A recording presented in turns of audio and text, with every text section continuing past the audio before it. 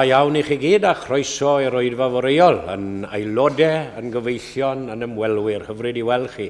Lovely to see you all this morning, our members, our regular visitors and our new visitors. Lovely to see you all and hope we all have a blessing of being together. And those, of course, joining as usual over YouTube and Facebook.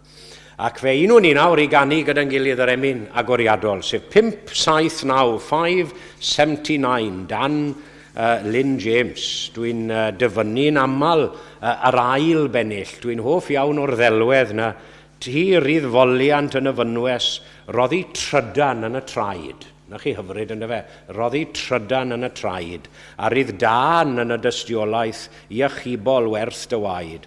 Cawsom rodd wrth ein bodd, ofn y galon fryw a ffodd. 579.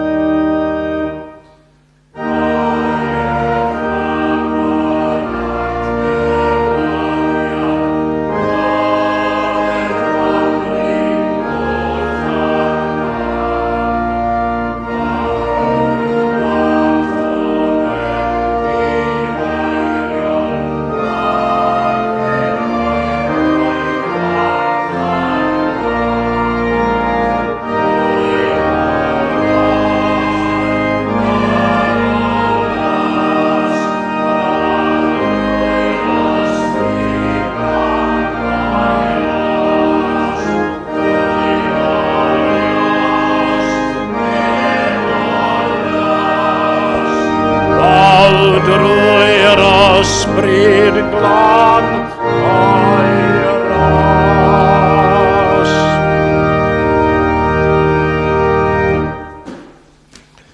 Mae yna ddau ddarlleniad y bore yma. Cyntaf o lythyr Paul at yr Rufeiniaid ac yna'r ail o Efengil Matthew.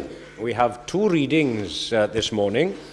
The first from Paul's letter to the Romans, and then the second from Matthew, chapter 6. And if you're following in your English Bibles in the pews, the first reading is on page 1155, 1155.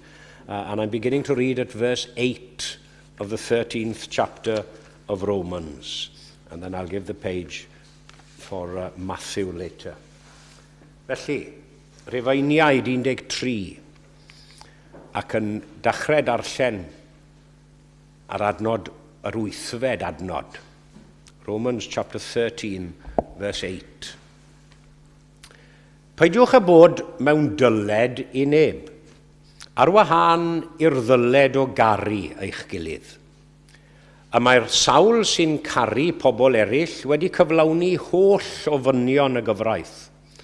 oherwydd y mae'r gorchymion na odyneba, na ladd, na ladrata, na chwennych, a phob gorchymyn arall wedi ei crynhoi yn y gorchymyn hwn.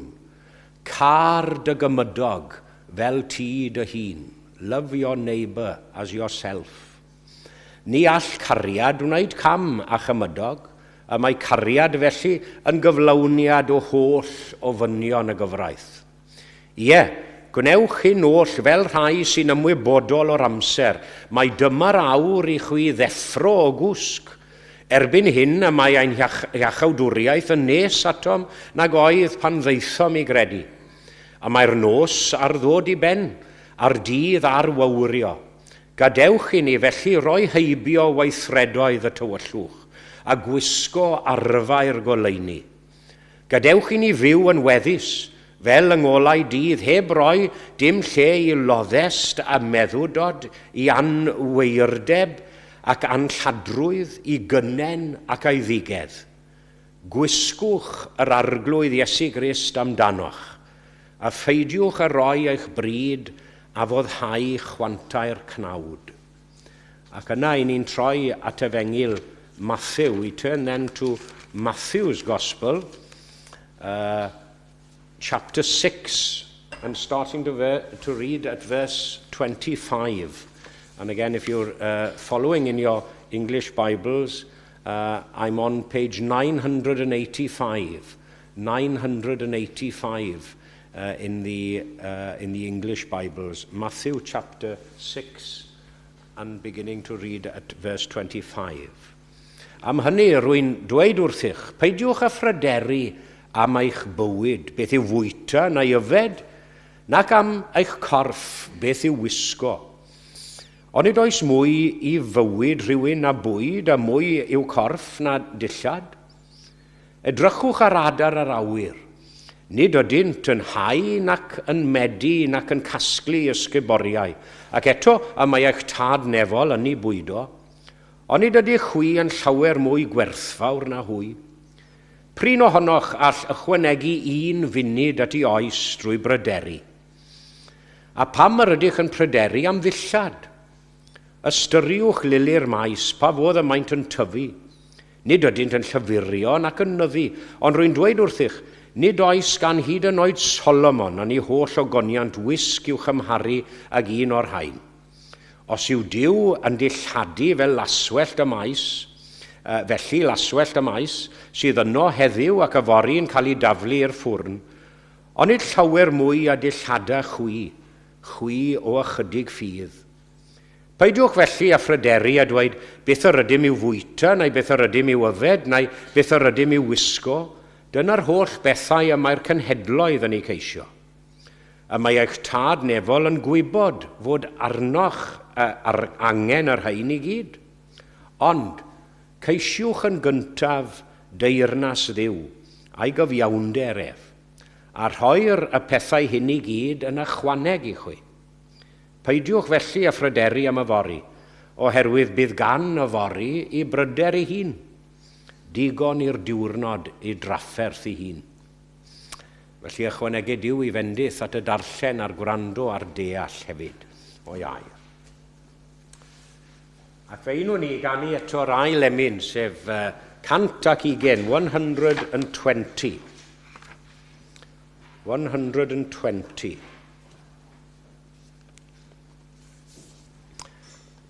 I always think it would have been better for the editors of Canaion Ffydd to put 120 as 121, because of course it's an adaptation of the 121st Psalm, ond beth bynnag am hynny. Disgwyliaf o'r mynyddoedd draw, ble daw i'm help wrth ysgar. Yr arglwydd rydd i'm gymorth gref, hwn a wnaeth nef a deiar. Yr ion ath geidw rhag pob drwg a rhag pob cilwg anfad. Cai fynd y dyfod byth yn rhwydd, yr arglwydd fydd dy geidwad. 120.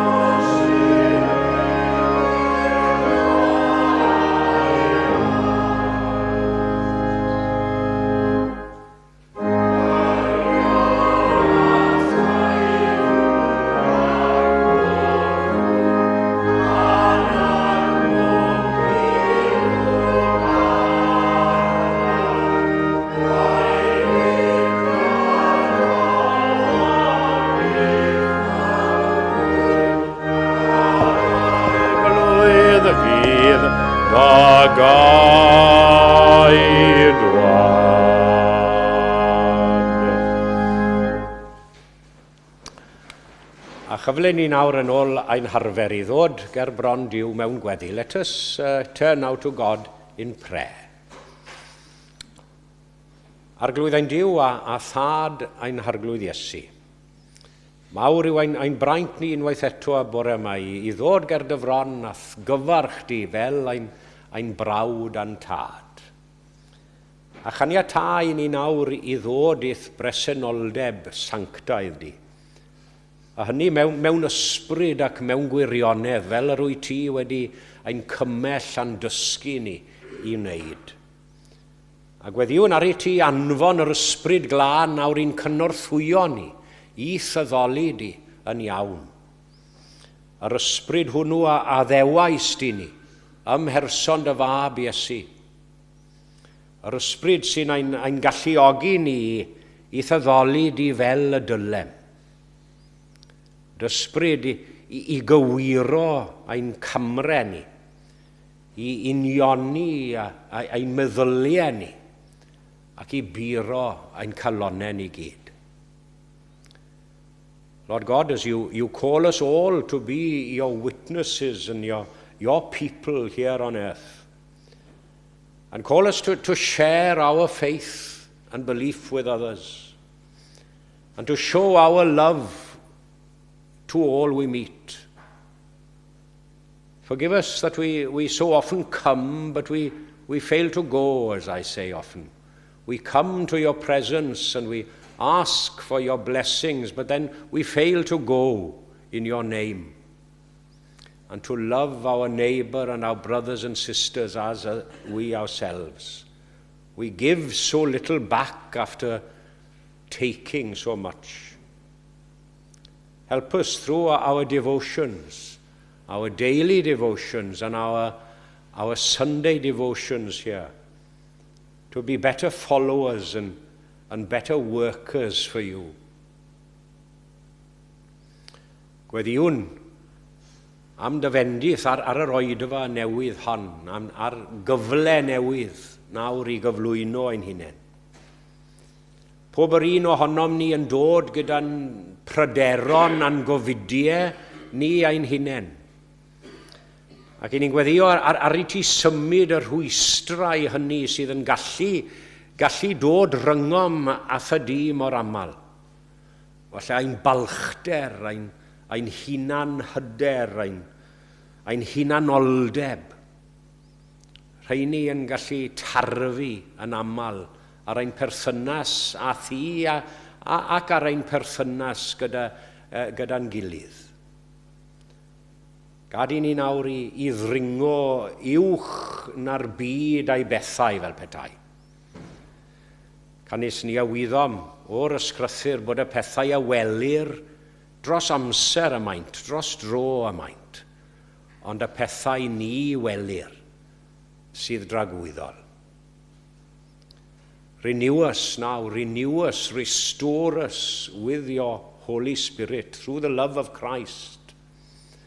Assure us once more of your forgiveness, that we can forgive and forget as well the wrongs done to us, and that we can live and work for the furtherance of your kingdom in this particular place and in the world in general. A gweddiwn am dyfendith arnom ni fel dy eglwys di sy'n cyfarfod yn y lle hwn, fel eglwys Gymraeg canol Llundain. Ac fel eglwysi Cymraeg Llundain, fel y byddwn yn uno gyda'n gilydd nawr y panawn hwn yng Nghapel y Drindod yn Cockfosters. Ac I ni'n gweddio ar ei ti I fendithio'r dystiolaeth Gymraeg yn y ddinas hon, a pregethiad y gair ble bynnag a bydd yn digwydd y dydd hwn. Make us more ready and more willing as well to do your will, to seek your will in our lives and in our witness. Thy will be done, as we say so often and sing so often in the Lord's Prayer. Dy wyllys di awneler. And may we actively seek that your will may be done. I ni'n gweddio fel ym mhob oedfa dros y rhai hynny sy'n dioddau. Rhai o'n ffrindiau a'n wyliad, a'n cyd-aelodau yma yn y lle hwn. Rai yn awr mewn ysbytau, ac i ni meddwl amdanyn nhw, ac yn eu cyflwyno nhw i ddofal. Gwrando ar ein gweddiau cyhoeddus fel hyn ynghyd a deisyfiadau cudd ein calonau ni, a mae'n bod yn cyflwyno y cyfanoll nid yn unrhyw heiddiant yn ni ein hunain, ond enw ac yn heiddiant Iesu ei hun, ein ffrind a'n gwaredwr. Amen.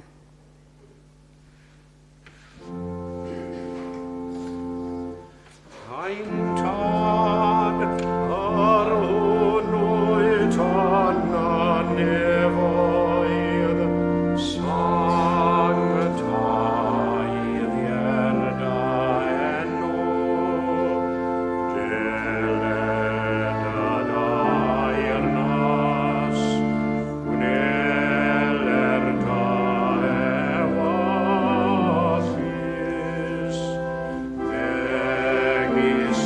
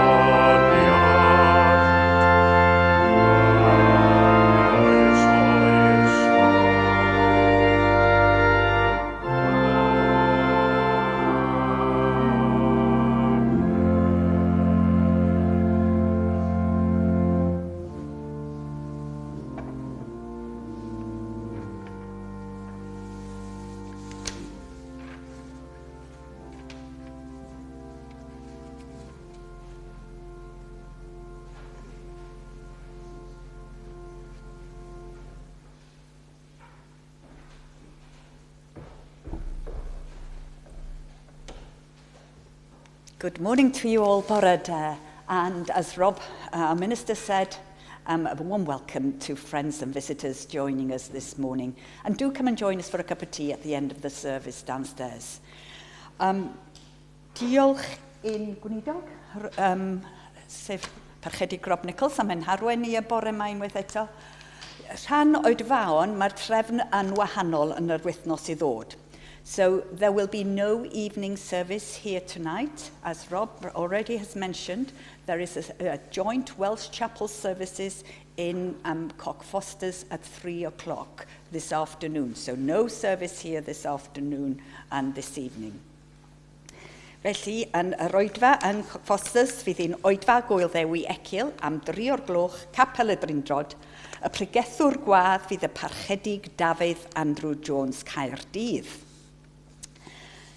Diolch i Will am dy ran ar yr organ. Na ni'n gwerthfawrogi Will, diolch yn fawr iawn i ti. Yn yr wythnos i ddod, ni fydd na gwrdd canol wythnos, no midweek service this week. However, on Tuesday, there is the St David's service in St Mary's Undercroft, Westminster, in the Palace of Westminster. If you are at all interested in going to this service on Tuesday the 25th at 10 o'clock, you need to get, it's recommended that you get a ticket. And to get a ticket, it's best to approach Ben Lake, who's the MP. But any questions, ask Tudor. He's the expert on this service on Tuesday. So that's happening.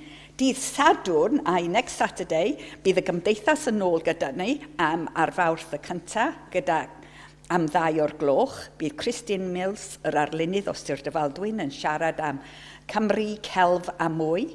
I was just saying that next Saturday, we will have the church social, and it'll be on March the 1st at 2 o'clock. We've got the artist Christine Mills coming to speak to us. Y Sul nesaf fydd un oedfa Gwyl Ddewi ni, a bydd Côr Llundain yn cyfrannu yr oedfa, ac I ddilyn fydd cawl a chaws, a croeso unrhyw un ymuno â ni.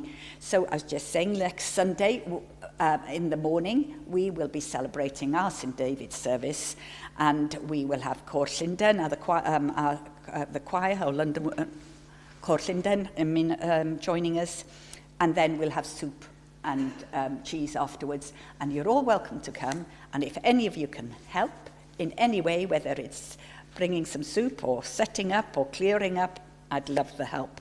And either speak to me or Anne if you can. What else? Oh yes, and in the evening it'll be the communion service. Normally it's the communion service on the first Sunday of the month, but because of having our celebration, we will be having the communion in the evening service instead. Now we're going to come round and do the collection, and cofiwch ddod lawr dair am baned ar ôl yr oedfa.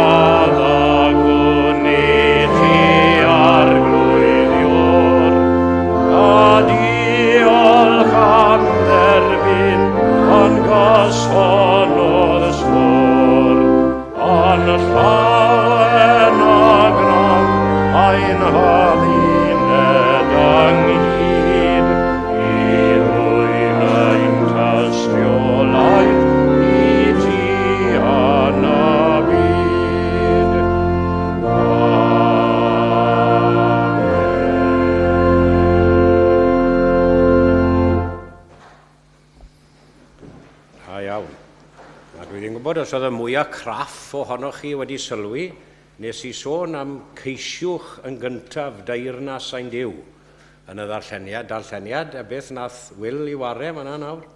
Ceisiwch yn gyntaf deyrnas ein Duw. Da iawn. Nes I sylwi beth bynnag. Hyd yn oed os oedd neb arall wedi.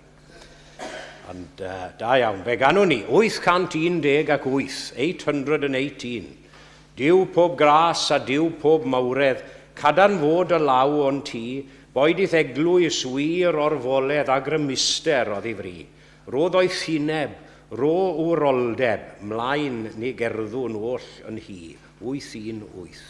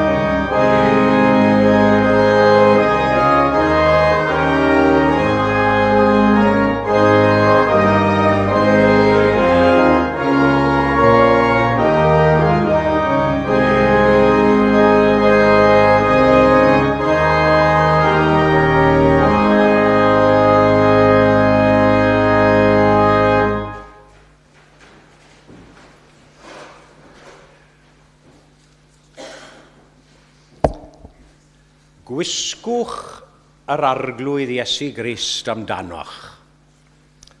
Put on, or wear, it says literally in Welsh, wear the Lord Jesus Christ. Put on the Lord Jesus Christ. Those are some of the words I read from Paul's letter to the Romans.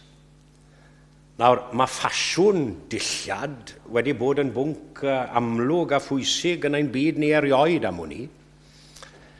Now, I'm sure that following the fashion as far as clothes are concerned, it's been an integral part of our lives for centuries, even 2,000 years ago, in Jesus' time.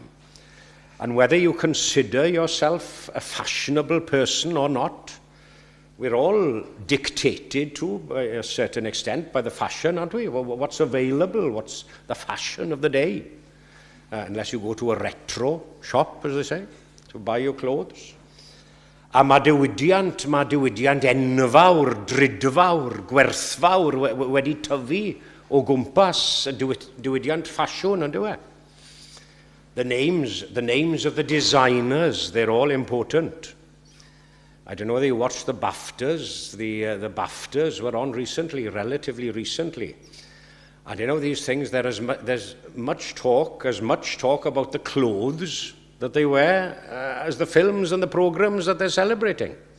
So-and-so wearing an Yves Saint Laurent or a Christian Dior, or a Chanel or a Versace. There we are, I've given them all a bit of free publicity now this morning.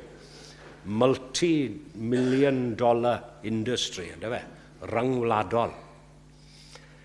Mae pobl ifanc yn enwedig wrth reswm, mae pobl o pob oedran yn gwneud yr un peth, yn gwisgo gyda balchder, falle enw'r cynllunydd ar ei dillad. Na beth sy'n bwysig, ynddo fe? I gael y designer label, yn enwedig yr ifanc. And we have certain conventions as far as clothes are concerned as well. I remember the Reverend Hugh Matthews relating a story when a student came to this very church in the late 60s. He came in 68, so it must have been 69, 70, wearing a pair of jeans and a T-shirt for the first time. Dear me. Can you imagine some of the older people in the congregation who, when you think of it, 1960s, some of those were born in 1870, 1880. They nearly had a fit. Nawr, dwi'n eitha traddodiadol. Wrth gwrs, yn ymwisg o'n nhw'n falch I ddweud, bydden ni'n croesawu unrhyw un, beth bynnag maen nhw'n wisgo, ynddo fe? I ni'n falch I weld nhw beth bynnag maen nhw'n wisgo i'r cwrdd. But then we have our dress codes as well, don't we? For certain events, certain gatherings. You might be invited to a party, casual but smart. That will be the dress code. And we talk of a black tie event or a black tie dinner. And if you're very, very posh, you might go to a white tie dinner as well. Well, in considering all of this, what are we to say about wearing Christ? Wearing Christ, putting on the Lord Jesus Christ. I'd say, to begin with, that we shouldn't be afraid to show that Jesus is the designer of our clothes, of our garments.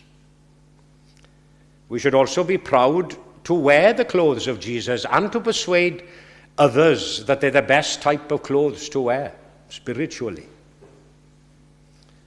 Also, I'd say that it should teach us not to be afraid to question and even to refuse at times to wear the fashionable clothes of the age, of this world, as it were. Oedd y parchedig Idwal Jones, Llanrwst, rai ohonoch chi yn ei gofio fe, awdur y straeon poblogaidd yn y Gymraeg galw Gary Tryfan, Idwal Jones. Roedd pregaeth enwog ganddo fe ar y testun, ac oedd wedi cynnwys pennau cofiadwy a gyfeilgar iawn. Meddai am wisgo'r Iesu, dyma siwt sy'n siwtio pawb. A suit which suits everyone. Dyma siwt sy'n ffitio pawb. A suit which fits everyone. Dyma siwt sy'n para I bawb. A suit which lasts for everyone. Dim trail yna fe. Now, I don't think my headings this morning are as effective and memorable as Idwal Jones's, but I'd just like to leave a few thoughts with you. Very briefly, I've spent perhaps more time this morning on the introduction than these little few thoughts that I leave with you, as many of us are travelling to the Outer Hebrides of London this afternoon. So I won't be long. Yn gyntaf, mae dillad yn cuddio, neu cwato fel bydden ni'n gwaith gytre, yn cuddio ni, ynddo fe. Clothes hide.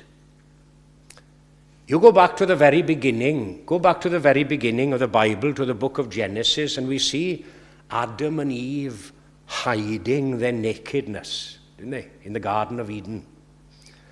And nakedness, in a spiritual sense, it's considered to be in a state of unworthiness, perhaps. Unworthiness in the presence of a holy and an unblemished God. Pwy a esgyn I fynydd yr arglwydd, a pwy a saif yn ei le, sanctaidd ef. Dyna cwestiwn sy'n cael ei holi yn y bedwaredd Salm ar 20. A chi'n cofio'r ateb? A glân ei dwylo, a'r pyr ei galon, ar hwn ni ddyrchafodd ei feddwl at wagedd ac ni thyngodd I dwyllo. He that hath clean hands and a pure heart, who hath not lifted up his soul unto vanity, nor sworn deceitfully. Dear me, who can say in all honesty that they haven't done that at all? It doesn't leave many of us out, does it? No, clothes certainly hide us. They hide our imperfections and our unworthiness before God. And if we always endeavor to wear the garments of Christ, as it were, we'll be hiding in a good way, in an honest way. We'll be hiding our human failings and shortcomings, our sins. The old-fashioned word. Ac yna, yn yr ail le, mae dillad yn amddiffyn ni hefyd. Yndyn nhw? Clothes protect us. The New English Bible, it translates this verse as, let Jesus himself be the armor that you wear. And then the Good News Bible, take up the weapons of the Lord Jesus Christ. Achos mae dillad yn ein diogelu ni rhag llawer o bethau, yndyn nhw? The elements, I ddechrau.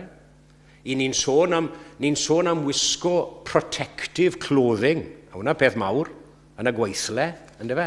Mae rhaid cael y protective clothing. Now, apart from the obvious, we'd wear overalls if we were doing dirty work. We wear clothes to protect us from the cold, from the heat, from the rain, industry, radiation. In sports, ice hockey. Now, I don't think I'd be any good at ice hockey, even with the right gear, with the right kit, but I wouldn't like to play ice hockey without the right gear. Yeah. Ac mae gwisgo yr arglwydd Iesu amdano ni hefyd, mae'n gallu ein hamddiffyn ni, diogelu ni mewn adegau o wendid a themtasiwn. Wearing the Lord Jesus Christ, it will also protect us from all sorts of things in life, not least from temptation. Temptation when we are tempted to go astray, are led on the wrong path. And finally, this morning, after noting that these clothes can hide us, hide our true nature, our basic instinct, as they say, and that clothes protect us, I'd like to leave you with this thought, that clothes may also adorn or beautify us. Mae dillad yn addurno ac yn harddu rhywun. Although, of course, we read in the book of Isaiah, remember that verse, that all our righteousnesses are as filthy rags, fel bratiau bidron o flaen yr arglwydd. But in wearing Christ's righteousness, we beautify ourselves with his goodness and blot out our transgressions. Nawr, wy'n siŵr bod y Cymraeg ohonoch chi sy'n bresennol, falle, wedi bod yn meddwl yn barod am eiriau Roger Edwards yr Wyddgrug, yn ei emyn pa le, pa fodd, dechreuaf foliannu'r Iesu mawr. A chi'n cofio'r pennill olaf hwnnw yn sôn am fy ngwisgo a'i gyfiawnder yn hardd ger bron y tad. Hyfryd, ynddo fe?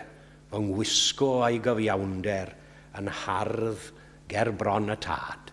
A dyna yw ein gweddi ni y bore yma, a phob bore arall am hwn yw ar i ni wisgo amdanom holl arfogaeth Crist. A hynny ar gogonion diwenw. Amen. Ac fe ganwn ni, gyda'n gilydd, 710. 710. Arglwydd Iesu, disgym gerdded drwy y byd yn ôl dy droed, chollodd neb y ffordd i'r nefoedd wrth y ganlyn di erioed. Mae yn olau, ond cael gweld y wyneb di. Disgym siarad yn fwy nefol, fel preswylwyr pur y wlad. Disgym feddwl fel yr angel yn fwy annwyl am fy nhad. Wedi'r dysgu, ti gair mawl ar enw byth. 710.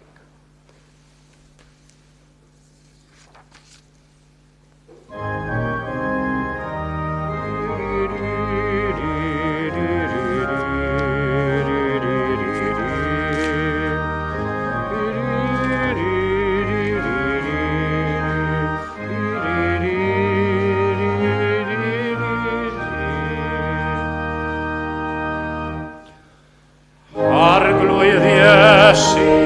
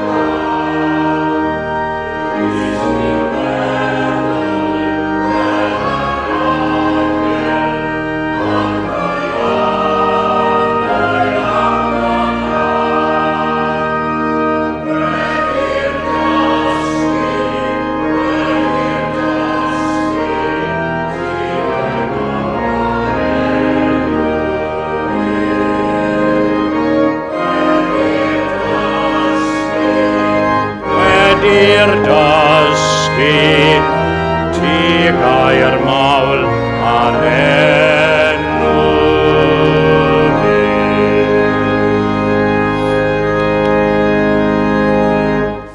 Gawn ni roi ein gofal nawr i'r arglwydd. Let us commit ourselves to God in prayer. Wedi'r dysgu, ti gair mawl ar enw byth. Gollwng ni yn awr o dadnefol o dan dyfendith gyfoethog. A bydde di ras ein harglwydd ni Iesu Grist a chariad Duw a chymdeithas yr ysbryd glân i aros gyda ni ac i weithio ynom ni a thrwom ni o'r awr hon hyd yn oes oesoedd. Amen.